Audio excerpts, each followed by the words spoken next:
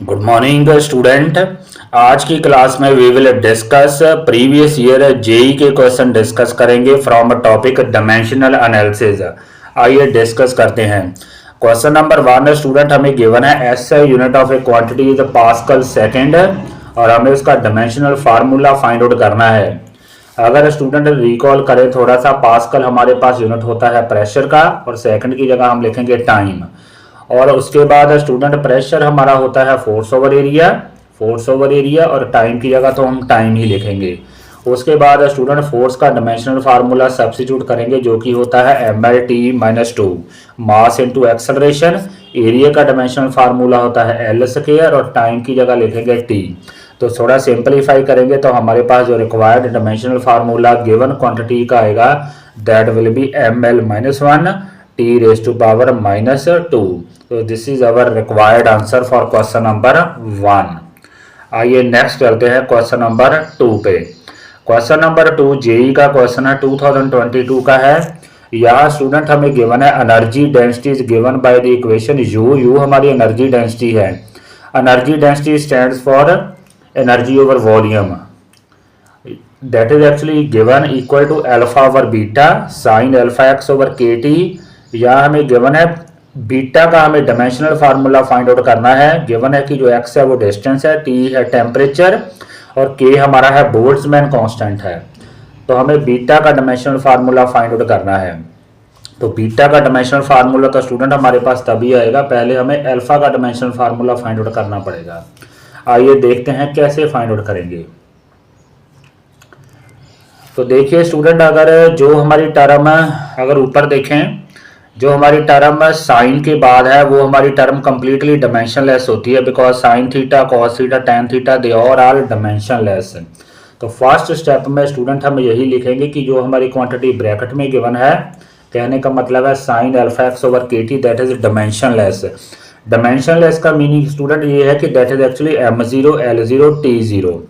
यहाँ से स्टूडेंट अगर हम थोड़ा सा अब हम डायमेंशनल फार्मूले सब्स्टिट्यूट करेंगे, पहले अल्फा का डायमेंशनल फार्मूला यहाँ से निकालना है। तो अल्फा की जगह तो स्टूडेंट देखिए, अल्फा की जगह तो मैंने अल्फा ही लिखा है, एक्स की जगह मैंने लिख लिया है L because x is distance, तो एक्स की जगह एल आएगा। उसके बाद स्टूडेंट ये हमारे पास बोल्ट्जमैन कांस्टेंट का डायमेंशनल फार्मूला होता है ml²t-2। This is the dimensional formula for Boltzmann constant. उसके बाद टेम्परेचर की जगह स्टूडेंट हम लिखेंगे केल्विन, टेम्परेचर की जगह वी विल राइट के केल्विन। तो ये हमारा किसके इक्वल है m0 l0 t0 के। एक बार मैं फिर से रिकॉल कर देता हूँ क्या क्या हमने किया है। अल्फा का डायमेंशनल फार्मूला हमने निकालना है, x की जगह हम सब्स्टिट्यूट करेंगे l, ये हमारा है k का डायमेंशनल फार्मूला ml²t-2 और टेम्परेचर की जगह मैंने k लिखा है, वो किसके इक्वल है m0 l0 और t0 के। यहाँ से स्टूडेंट थोड़ा सिंप्लीफाई करके हमारे पास अल्फा का डायमेंशनल फार्मूला आ जाएगा ml/t-2k। This is the dimensional formula for alpha. अब हम बीटा का डायमेंशनल फार्मूला निकालेंगे। अगर हम स्टूडेंट ऊपर वाली इक्वेशन देखें, ये वाली इक्वेशन देखें, ये वाली क्वांटिटी हमारी जो साइन वाली है ये तो हमारी है डायमेंशनलेस। इसका मतलब स्टूडेंट ये हुआ कि ये जो क्वांटिटी है हमारी अल्फा और बीटा है, इसकी जो डायमेंशन है, डायमेंशनल फार्मूला वो यू के इक्वल ही है। Energy density stand for energy over volume, तो इसका मतलब अल्फा और बीटा किसके इक्वल है, एनर्जी ओवर वॉल्यूम के इक्वल है। यही हम लिखेंगे नेक्स्ट स्टेप में, अल्फा और beta. I hope you can see here, alpha और बीटा किसके इक्वल है, एनर्जी डेंसिटी के इक्वल है। किसके इक्वल है, एनर्जी ओवर वॉल्यूम। तो यहाँ पे स्टूडेंट हम एनर्जी का डायमेंशनल फार्मूला सब्स्टिट्यूट करेंगे जो कि होता है ml²t-2। यहाँ पे वॉल्यूम का डायमेंशनल फार्मूला सब्स्टिट्यूट करेंगे जो कि होता है l³। तो थोड़ा सिंप्लीफाई करेंगे तो हमारे पास अल्फा और बीटा का ये एक्सप्रेशन आ गया है। अब यहाँ से स्टूडेंट हमें अल्फा का डायमेंशनल फार्मूला मालूम है तो बीटा का हम फाइंड आउट कर लेंगे। बीटा का किसके इक्वल आएगा, because we know the dimensional formula for alpha और बीटा, तो बीटा किसके इक्वल आएगा। तो बीटा थोड़ा रीएडजस्ट करेंगे, जो रीसेट बीटा हमारे पास आ जाएगा अल्फा ओवर दिस। तो अल्फा का डायमेंशनल फार्मूला हमने ऊपर स्टूडेंट फाइंड आउट किया था वो यहाँ पुट कर देंगे। ये हमारे पास है डायमेंशनल फार्मूला जो अभी हमने सिंप्लीफाई किया है। अल्टीमेटली हमारे पास है बीटा जो कांस्टेंट है उसका डायमेंशनल फार्मूला आ जाएगा m0 l² के टी जीरो। एक बार फिर से मैं सारा क्वेश्चन रिकॉल कर देता हूँ। पहले स्टूडेंट हमने अल्फा का डायमेंशनल फार्मूला निकालना है, अल्फा का डायमेंशनल फार्मूला, उसके बाद हम अल्फा और बीटा एनर्जी डेंसिटी के इक्वल है एनर्जी और वॉल्यूम के। तो यहाँ पे स्टूडेंट एनर्जी और वॉल्यूम का डायमेंशनल फार्मूला पुट कर देना है। This is the dimensional formula for energy, this is for volume. Alpha का हमने निकाल लिया है तो बीटा का हम निकाल सकते हैं। तो in this way we will find out the dimensional formula for beta. Next चलते हैं क्वेश्चन नंबर 3 पे चलते हैं। क्वेश्चन नंबर 3 में स्टूडेंट हमें गिवन है कि एक फोर्स है that is actually equal to A cos B X plus C sine D T. यहाँ पे टी हमारा टाइम है, एक्स हमारी डिस्प्लेसमेंट है। हमें ए डी ओवर बी का डायमेंशनल फार्मूला फाइंड आउट करना है, ए डी ओवर बी का। अब स्टूडेंट जैसे कि मैंने पहले आपसे डिस्कस किया है, ये फंक्शन जो ट्रिग्नोमेट्रिक फंक्शन होते हैं complete they are actually dimensionless है। तो हम ऐसा लिख सकते हैं कि हमारा ये जो कॉस बी एक्स है वो हमारा डायमेंशनलेस होगा। कहने का मतलब है M zero L zero T zero होगा। इसका मतलब स्टूडेंट ये हुआ कि जो हमारा बी एक्स है that is also equal to M zero L zero T zero. B X is also dimensionless. यहाँ से बी का डायमेंशनल फार्मूला हमारे पास कितना आएगा, M zero L zero, I am talking about this. B का dimensional formula हमारे पास आएगा M zero L zero T zero over हमारे पास एक्स आ जाएगा। एक्स हमारा डिस्टेंस या डिस्प्लेसमेंट है। एक्स की जगह हम स्टूडेंट लिख देंगे एल, लिखेंगे यहाँ एक्स की जगह हम लिख देंगे एल हेयर। तो एक्स की जगह हम एल लिख देंगे तो वो एल ऊपर हमारी चले जाएगी। तो हमारे पास अल्टीमेटली डायमेंशनल फार्मूला बन जाएगा M zero L minus one T zero. ये हमारे पास बी का डायमेंशनल फार्मूला आ गया। अब स्टूडेंट अगर हम देखें एज पर डायमेंशनल एनालिसिस, अगर ये क्वांटिटी हमारे डायमेंशनलेस है इसका मतलब ए की जो डायमेंशन है वो फोर्स के इक्वल होनी चाहिए। ए का डायमेंशनल फार्मूला फोर्स वाला ही होगा M L T minus two. B का हमने निकाल लिया है। सिमिलरली स्टूडेंट हम इसका भी निकाल सकते हैं डी का। डी का डायमेंशनल फार्मूला कितना आएगा, वन ओवर टी आएगा, ताकि हमारी जो ब्रैकेट वाली टर्म है वो डायमेंशनलेस बन जाए। तो सिमिलरली डी का dimensional formula one over T, कहने का मतलब है M zero L zero T minus one. तो ये डी का हो गया। अब स्टूडेंट हमने निकालना किसका है, ए डी ओवर बी का निकालना है। तो ए का डायमेंशनल फार्मूला हमारे पास कितना आएगा, जो फोर्स का है। डी का हमने निकाल लिया है, सिमिलरली बी का हमने निकाल लिया है। सिंप्लीफाई करेंगे तो हमारे पास ए डी ओवर बी का डायमेंशनल फार्मूला आ जाएगा M L square T minus three, simplify करके। I hope you can do this. अब चलते हैं क्वेश्चन नंबर 4 पे।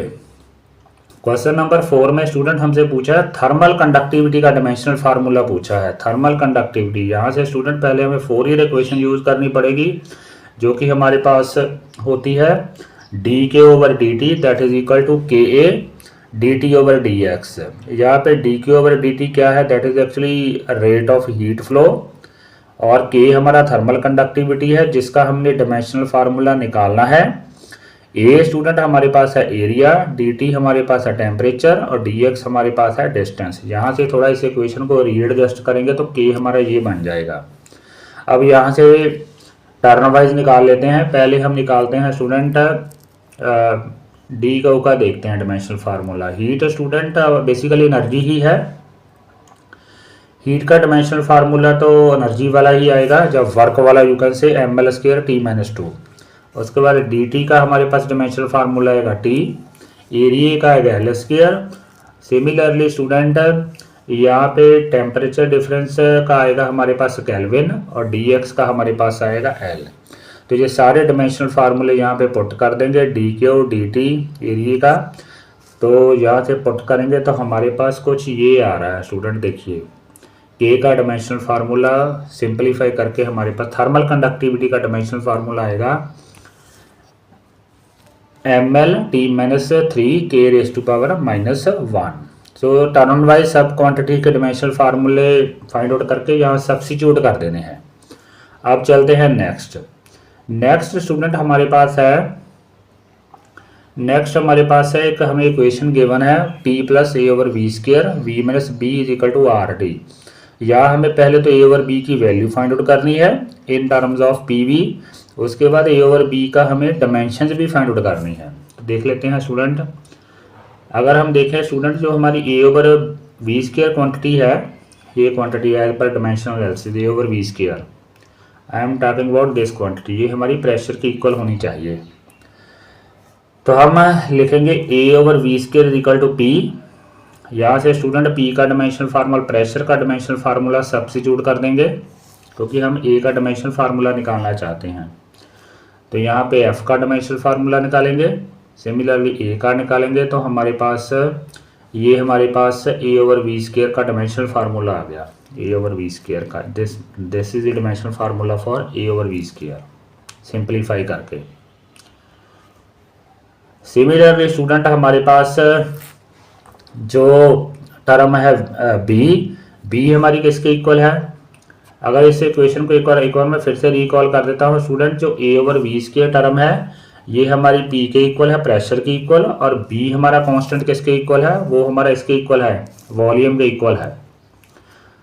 तो हम लिखेंगे V equal to L cube. तो हम अगर हम स्टूडेंट ए ओवर बी निकालना है तो ए ओवर बी हम निकाल सकते हैं। देखो ए ओवर बी कैसे निकालेंगे, यहाँ से स्टूडेंट अगर यहाँ से देखें, थोड़ा देखिए, यहाँ से हमारे पास से देखिए ए ओवर वी स्क्वायर किसके इक्वल है, पी के। इसको थोड़ा रीएडजस्ट करेंगे तो हमारे पास ए की वैल्यू आ जाएगी पी वी स्क्वायर, ए की वैल्यू आएगी पी वी स्क्वायर। तो यही वैल्यू हम यहाँ यूज़ करेंगे। देखिए ए की जगह मैंने लिख दिया है पी वी स्क्वायर क्योंकि हमने ए ओवर बी की वैल्यू निकालनी है। ए की जगह पुट करेंगे पी वी स्क्वायर, बी की जगह हम पुट करेंगे वी। तो सिंप्लीफाई करके हमारे पास ए ओवर बी किसके इक्वल आ रहा है, पी वी के इक्वल आ रहा है, प्रेशर इनटू वॉल्यूम के। तो ए ओवर बी का हम डायमेंशनल फार्मूला भी फाइंड आउट कर सकते हैं। यहाँ पे स्टूडेंट हम प्रेशर का डायमेंशनल फार्मूला सब्स्टिट्यूट कर देते हैं, यहाँ हम वॉल्यूम का सब्स्टिट्यूट कर देते हैं। तो हमारे पास ए ओवर बी का डायमेंशनल फार्मूला भी आ जाएगा जो कि हमारे पास आएगा ml square t minus 2। In this way we can solve this. So these are 5 important previous year JEE question. एक और फिर से रिकॉल कर लेते हैं कि हमने क्या क्या किया। क्वेश्चन नंबर 1 में स्टूडेंट हमने पास्कल की जगह प्रेशर लिखा है, सेकंड की जगह टाइम। तो प्रेशर का डायमेंशनल फार्मूला पुट कर देना, टाइम का तो हमारे पास रिक्वायर्ड डायमेंशनल फार्मूला आ जाएगा। उसके बाद यहाँ पे स्टूडेंट सबसे पहले हमने अल्फा की डायमेंशन निकालनी है। वो कैसे निकालनी है, जो साइन थीटा होता है डायमेंशनलेस होता है, वहाँ से अल्फा निकालेंगे। फिर स्टूडेंट हमारी ये जो टर्म है अल्फा ओवर बीटा, ये एनर्जी डेंसिटी के इक्वल है। तो energy density, energy over volume का डायमेंशनल फार्मूला पुट करके, अल्फा का पुट करके यहाँ हम बीटा के डायमेंशन निकाल सकते हैं इन दिस वे। क्वेश्चन नंबर 3 में स्टूडेंट जैसे कि डिस्कस किया है, ए की जो डायमेंशन हमने ए डी बी की डायमेंशन हमें चाहिए। देखो ए की डायमेंशन हमारे पास होगी फोर्स के इक्वल। अगर शॉर्टकट से देखें, बी की डायमेंशन हमारी होगी 1/x के इक्वल, कहने का मतलब है l⁻⁻⁻1। डी की डायमेंशन होगी 1/t, कहने का मतलब t⁻⁻1। यही पुट करके हमारे पास ए डी ओवर बी की डायमेंशन फार्मूला आ जाएगा। नेक्स्ट क्वेश्चन नंबर 4 में स्टूडेंट थर्मल कंडक्टिविटी का डायमेंशनल फार्मूला हमें इस इक्वेशन से आएगा, D K over D T equal to K A D T over D X. Question number 5 में स्टूडेंट ये जो टर्म है ए ओवर वी स्क्वायर, ये जो टर्म है ए ओवर वी स्क्वायर, ये प्रेशर की इक्वल है। यहाँ से हम ए की वैल्यू निकालेंगे P V square. Similarly student ये जो टर्म है बी, ये किसके इक्वल है, वी के। तो रेशो हम निकाल सकते हैं जो कि है ये पी वी के इक्वल। तो प्रेशर और वॉल्यूम का डायमेंशनल फार्मूला सब्स्टिट्यूट करके हमारे पास फाइनल आंसर आ जाएगा ए ओवर बी का। I hope students you might have understood all these previous year JEE question. Please do not forget to share my video. Thank you very much. Good morning student. आज की class में we will discuss dimensional analysis का topic discuss करेंगे। काफ़ी important application है, checking the correctness of the equation. यहाँ पे student जो डायमेंशनल एनालिसिस है, अकॉर्डिंग टू डायमेंशनल एनालिसिस अगर हमें कोई इक्वेशन गिवन है, जैसे फॉर एग्जांपल हमें ये इक्वेशन गिवन है h is equal to 2 sigma cos theta over R D G. तो ये जो हमारी इक्वेशन है ये करेक्ट तभी होगी अगर दोनों तरफ की लेफ्ट हैंड साइड और राइट हैंड साइड की जो डायमेंशंस है वो सेम होगी, या डायमेंशनल फार्मूला सेम होगा। यहाँ पे स्टूडेंट h जो है that is given, that is height, sigma stands for surface tension, similarly जो g है gravity, r is radius and d is density. यहाँ पे थोड़ा सा मैं आपको रिकॉल करवा दूँ स्टूडेंट, जो हमारे ट्रिग्नोमेट्रिक फंक्शन होते हैं या लॉगरिथमिक जो फंक्शन होते हैं, जैसे sign theta, cos theta, similarly log x, ये हमारे जो फंक्शन है दे आर एक्चुअली डायमेंशनलेस। आइए डिस्कस करते हैं। लेफ्ट हैंड साइड से शुरू करते हैं। यहाँ पे स्टूडेंट सबसे पहले मैंने डायमेंशन फार्मूले लिखे हैं सभी के। सबसे पहले आपको डायमेंशनल फार्मूले लिख लेने हैं जो क्वांटिटीज गिवन इक्वेशन में है। जैसे लेफ्ट हैंड साइड एच की हमारे पास एच तो हमारे पास हाइट है, तो हाइट का हमारे पास जो डायमेंशनल फार्मूला होगा that will B actually length. तो अल्टीमेटली जो लेफ्ट हैंड साइड का डायमेंशनल फार्मूला है that is m0 l t0। अब चलते हैं राइट हैंड साइड की तरफ। राइट हैंड साइड में स्टूडेंट r हमारे पास है रेडियस, तो रेडियस का डायमेंशनल फार्मूला होगा l। सिमिलरली अगर डेंसिटी की बात करें, डेंसिटी होती है मास ओवर वॉल्यूम, तो ये डायमेंशनल फार्मूला बनेगा ml⁻³ सिमिलरली स्टूडेंट उसके बाद g का डायमेंशनल फार्मूला एक्सेलरेशन का हम लिखेंगे जो कि होता है LT-2। सिमिलरली उसके बाद सरफेस टेंशन का लिखेंगे, सरफेस टेंशन का होता है फोर्स ओवर लेंथ, तो फोर्स की जगह MLT-2 आएगा। फोर्स का डायमेंशनल फार्मूला MLT-2 और L कैंसिल करेंगे तो हमारे पास सरफेस टेंशन का डायमेंशनल फार्मूला आ रहा है MT-2। तो राइट हैंड साइड में इक्वेशन में हम पुट कर देंगे, इस इक्वेशन में सभी डायमेंशनल फार्मूले पुट कर देंगे। इस इक्वेशन में सिग्मा का cos theta is dimensionless, r d और g का डायमेंशन फार्मूला पुट कर देंगे, देखते हैं क्या बनता है। तो राइट हैंड साइड तो हमारे पास सिग्मा का डायमेंशनल फार्मूला देखिए आ गया MT-2। सिमिलरली हमने पुट कर दिया है रेडियस का L, ये डेंसिटी का है, और ये हमारे पास है सरफेस टेंशन का। तो देखते हैं क्या बनता है। यहाँ पे स्टूडेंट हमारे पास एक और फिर से रिकॉल कर लेते हैं। ऊपर वाला हमारे पास एक्सप्रेशन जो है, ये वाला एक्सप्रेशन जो है ये हमारे पास है सरफेस टेंशन का, ये है रेडियस का, ये हमारे पास है डेंसिटी का, ये हमारे पास है ग्रेविटी का, एक्सेलरेशन ड्यू टू ग्रेविटी का। तो यहाँ पे m से m तो हमारा कैंसिल हो जाएगा, देखिए यहाँ पे शो किया है m से m तो हमारा कैंसिल हो जाएगा। तो हमारे पास ऊपर देखिए न्यूमिरेटर में सिर्फ t⁻⁻2 रह गया, न्यूमिरेटर में t⁻⁻2। नीचे क्या बचा, l और l l² हो जाएंगे, l² बनेगा। ये हमारे पास l-3 तो ऑलरेडी है, t-2 भी ऑलरेडी है। थोड़ा सिंपलीफाई करेंगे स्टूडेंट तो हमारे पास we are left with this term only 1/l⁻⁻1, क्योंकि t⁻⁻2 और t⁻⁻2 भी कैंसिल हो जाएंगे, ये भी कैंसिल हो जाएगी टर्म। तो इसको ऊपर लेके जाएंगे तो l बन जाएगा। Ultimately it is getting m0 l t0। तो फ्रॉम 1 एंड 2 देखिए दोनों तरफ का जो डायमेंशनल फार्मूला सेम ही आ रहा है m0 l t0। इसका मतलब स्टूडेंट हमारी जो इक्वेशन है that is actually dimensionally correct है। एक बार फिर से समराइज कर लेते हैं।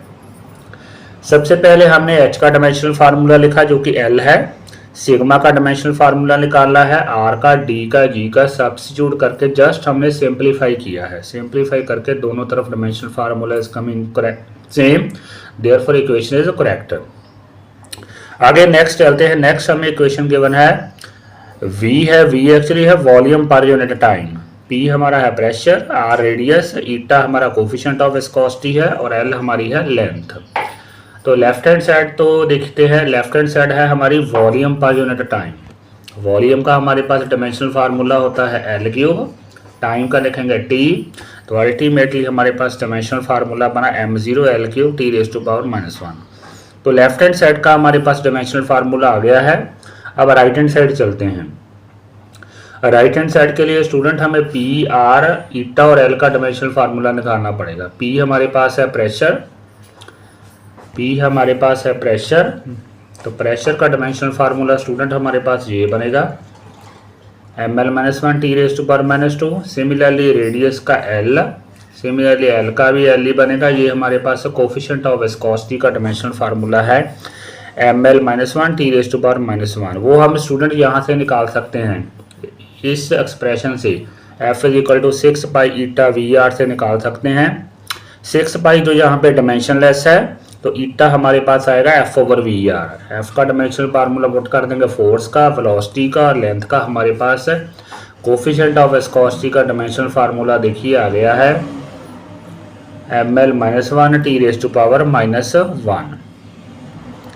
अब राइट हैंड साइड में सभी फार्मूले पुट कर देते हैं। राइट हैंड साइड देखिए हमारी इक्वेशन क्या थी, राइट हैंड साइड इक्वेशन थी हमारी प्रेशर, रेडियस, ईटा और एल का। ये हमारे पास प्रेशर का डायमेंशनल फार्मूला हो गया। This is actually dimensional formula for pressure, this is for radius, ये कोफिशिएंट ऑफ विस्कोसिटी का, ये लेंथ का। तो जब हम सिंपलीफाई करेंगे इसको स्टूडेंट तो हमारे पास बचेगा m0 L³ T⁻⁻1। तो लेफ्ट हैंड साइड और राइट हैंड साइड का डायमेंशनल फार्मूला सेम ही आ रहा है, इसलिए हमारी जो इक्वेशन है दैट इज एक्चुअली करेक्ट। एक बार फिर से देख लेते हैं। तो लेफ्ट हैंड साइड का वॉल्यूम पर टाइम का हमारे पास डायमेंशनल फार्मूला है L³ T⁻⁻1। Right hand side में प्रेशर का डायमेंशनल फार्मूला लिखना है, आर का, एल का और कोफिशिएंट ऑफ विस्कोसिटी का F = 6 पाई ईटा VR से निकाल लेना है। तो अल्टीमेटली हमारी जो इक्वेशन है करेक्ट आ रही है। थर्ड इक्वेशन डिस्कस करते हैं। इक्वेशन नंबर 3 में है student check the correctness of the equation. यहाँ पे हमें गिवन है फ्रीक्वेंसी जो है that is equal to 1/2L F/m²। T हमारी यहाँ पे टेंशन है, M हमारा यहाँ पे मास पर यूनिट लेंथ है। तो लेफ्ट हैंड साइड फ्रीक्वेंसी की देखे, फ्रीक्वेंसी हमारी होती है 1/T। तो इसका डायमेंशनल फार्मूला आएगा m0 L0 T⁻⁻1 left hand side. अब राइट हैंड साइड की तरफ चलते हैं। राइट हैंड साइड में स्टूडेंट हमारी F फोर्स है या टेंशन है, उसका डायमेंशनल फार्मूला होता है mLT/2, क्योंकि that is actually mass into acceleration. L का L ही आएगा और M का हमारे पास मास पर यूनिट लेंथ है, तो mL⁻⁻1 आएगा, m/L। तो पुट कर देते हैं, पुट करेंगे राइट हैंड साइड में पुट करेंगे तो देखते हैं क्या बनता है। ये हमारे पास L आ गया, ये हमारे पास फोर्स का, ये मास पर यूनिट लेंथ का। तो सिंपलीफाई करेंगे तो हमारे पास फाइनल जो आंसर आएगा दैट इज T⁻⁻1। तो लेफ्ट हैंड साइड और राइट हैंड साइड का देखिए डायमेंशनल फार्मूला सेम आ रहा है, इसका मतलब हमारी ये जो इक्वेशन है दैट इज एक्चुअली करेक्ट। अब एक और क्वेश्चन डिस्कस करते हैं। क्वेश्चन है check the correctness of the equation T = 2π√L/G।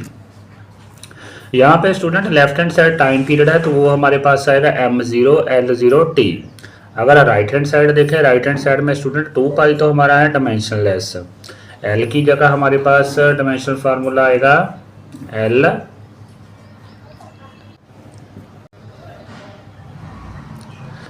तो यहाँ पे L की जगह हमारे पास L आ गया। सिमिलरली G का हमारे पास डायमेंशनल फार्मूला आया, वो हमारे पास वही एक्सेलरेशन का जो होता है L⁻⁻²। तो राइट हैंड साइड में पुट कर देते हैं, L की जगह तो L, G की जगह L⁻⁻2 पुट करेंगे। देखिए तो L तो हमारे पास कैंसिल हो जाएगा, हमारे पास आएगा √T², √T² कैंसिल हो जाएगा तो T आंसर आ जाएगा m0 L0 T। इसका मतलब हमारी जो राइट हैंड साइड और लेफ्ट हैंड साइड की जो डायमेंशन है वो सेम आ रही है, इसका मतलब इक्वेशन इज डायमेंशनली करेक्ट। सो ये हमने 4 क्वेश्चन डिस्कस किए हैं। एक और मैं रिकॉल करवा दूं स्टूडेंट, दोनों तरफ हमारी जो डायमेंशनल फार्मूला है वो सेम आना चाहिए लेफ्ट हैंड साइड और राइट हैंड साइड का। करना क्या है, जो राइट हैंड साइड पे टर्म है उसके पहले हमने डायमेंशनल फार्मूले लिख लेने हैं, फिर जस्ट सब्स्टिट्यूट कर देने हैं, फिर थोड़ा सिंपलीफाई करके देखना है कि सेम आ रहे हैं। अगर तो सेम है तो इक्वेशन करेक्ट है, अगर डिफरेंट है then it is incorrect. So please do not forget to share my video. Thank you very much. Good morning student, आज की क्लास में we will discuss class 11th rounding off the uncertain digit discuss करेंगे। काफ़ी important है rounding off the topic. आइए शुरू करते हैं, फर्स्ट टॉपिक देखते हैं। फर्स्ट स्टूडेंट हमारे पास नंबर है, कंसिडर द नंबर 3.78। यहाँ पे स्टूडेंट हमारे पास जो 8 है that is actually uncertain digit. तो जब हम राउंडिंग ऑफ करते हैं तो जो अनसर्टेन डिजिट होता है उसको हम रिमूव कर देते हैं। जैसे फॉर एग्जांपल यहाँ पे हमने 8 को रिमूव करना है, लाइक दिस 8 को रिमूव करना है।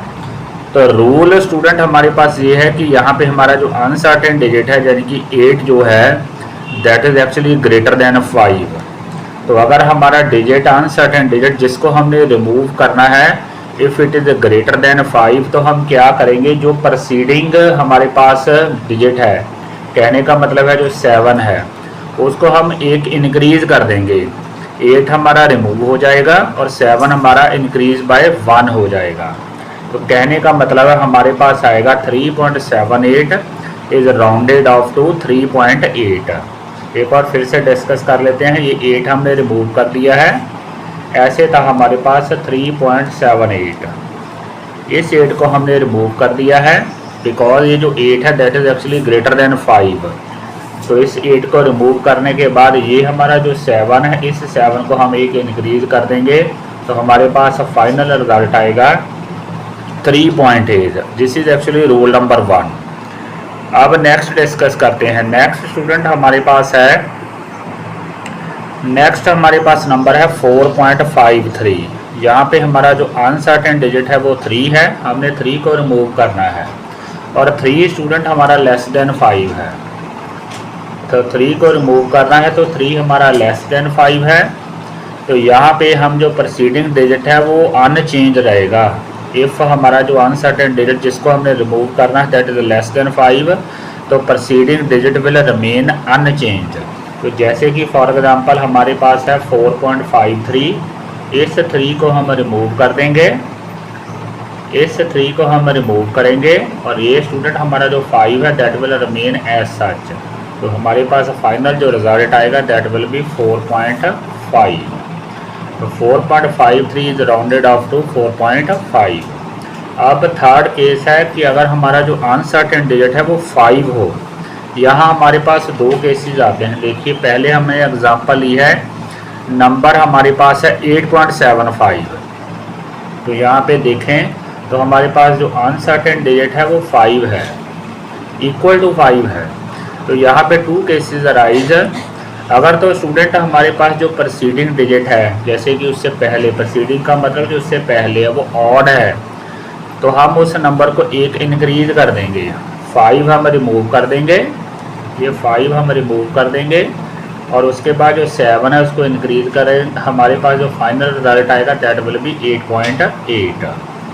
तो this is actually case number 1 अगर हमारा अनसर्टेन डिजिट 5 हो।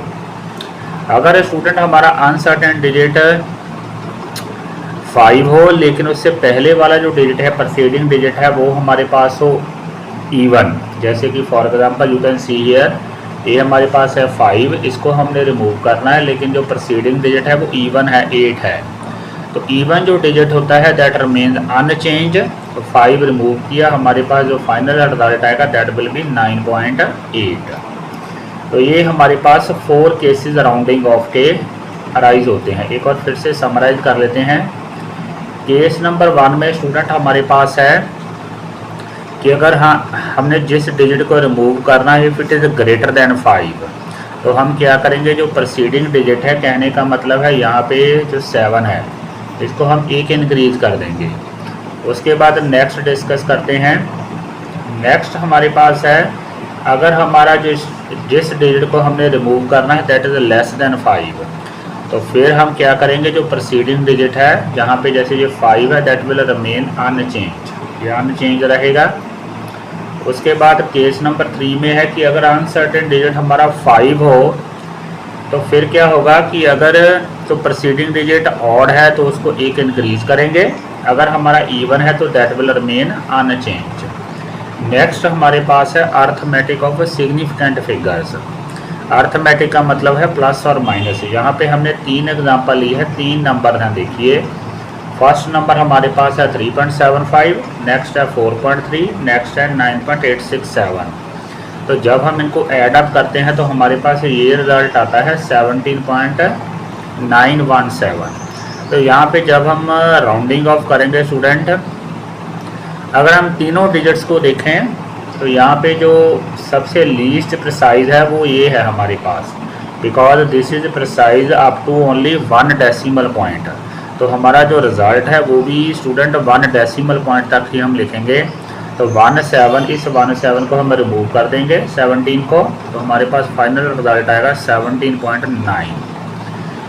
तो ये हमारे पास रूल नंबर 1 है कि जब हम ऐड अप करते हैं नंबर्स को तो हमारा जो फाइनल रिजल्ट है उसकी जो प्रोसीजर है उसी डेसिमल पॉइंट तक होती है जो गिवन नंबर में लीस्ट प्रिसाइज होता है। नेक्स्ट हमारे पास एग्जांपल है, जैसे हमारे पास है 72.24, 84.0। जब हम इनको ऐड अप करते हैं तो हमारे पास आता है 156.24, लेकिन हमारा जो यहाँ पे लीस्ट प्रिसाइज नंबर है देखिए 1 डेसिमल पॉइंट तक है। इसका मतलब फाइनल रिज़ल्ट में भी हमारे पास जो रिज़ल्ट है वो 1 डेसिमल पॉइंट तक ही आएगा।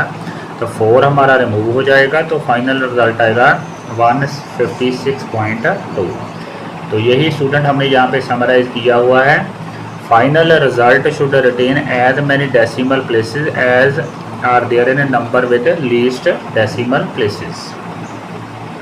आगे अगर मल्टीप्लिकेशन का देखें, यहाँ पे हमारे पास दो नंबर है x = 4.192 और y।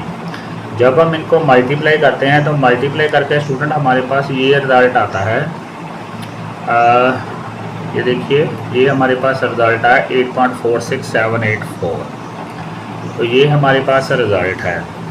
तो यहाँ पे स्टूडेंट हमारे पास यहाँ पे हमने 84 को रिमूव करना है, 84 को, क्योंकि हमारा यहाँ पे जो रिज़ल्ट है देखिए जो लीस्ट प्रिसाइज नंबर है इन दोनों में लीस्ट प्रिसाइज ये है 2.02। कहने का मतलब 2 डेसिमल पॉइंट तक है। इसका मतलब हमारा ये जो फाइनल रिज़ल्ट है, फाइनल रिज़ल्ट ये भी 2 डेसिमल पॉइंट तक होना चाहिए, 8.46 तक होना चाहिए। बाकी चीज़ें तो हमने रिमूव करनी है, 784 हमने रिमूव करना है। लेकिन प्रॉब्लम ये है कि यहाँ पे स्टूडेंट हमारा जो 7 है जो जस्ट आफ्टर 6 है ये ग्रेटर देन 5 है, तो यहाँ पे राउंडिंग ऑफ करनी पड़ेगी। तो इसका मतलब 8.46 की जगह हमारे पास 6 को हम 1 इंक्रीज़ कर देंगे तो हमारे पास फाइनल रिज़ल्ट जो आएगा दैट विल बी 8.47। तो ये हमारे पास दो रूल्स हैं। एक बार फिर से डिस्कस कर लेते हैं। सेकंड रूल, पहले हमने मल्टीप्लाई किया तो हमारे पास आंसर है 8.46784। हमने इसको लिखना है 2 डेसिमल पॉइंट तक, 2 डेसिमल पॉइंट तक लिखना है यहाँ तक। 784 हमने रिमूव कर देना है, लेकिन हमारा जो नेक्स्ट 7 है that is actually greater than 5। Greater than 5 है तो 6 को 1 इंक्रीज़ कर देंगे, हमारे पास आंसर आएगा 8.47। I hope student you might have understood these all very important rules. Please do not forget to share my video. Thank you very much.